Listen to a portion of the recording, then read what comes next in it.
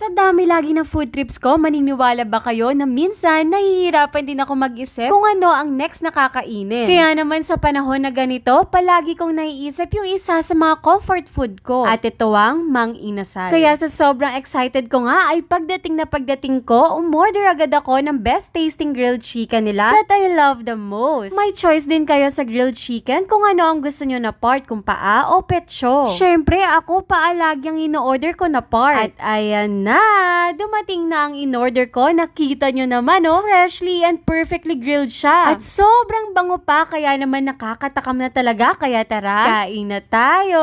Unang kagat pa lang, nakaka-happy na talaga. Paano ba naman kasi? Sobrang flavorful ng grilled chicken nila. Saktong-sakto yung lasa at napaka-juicy at tender din ng meat. At ang sarap talagang i-partner sa kanin. Sobrang feeling talaga ang chicken inasal nila. Nakaka-happy naman talaga pag nakakain mo yung comfort food mo. Mang Inasal talaga yung brand ng grilled chicken that I buy the most. Kayo, ano yung reason nyo? Bakit yung Mang Inasal yung best chicken para sa inyo? Comment below!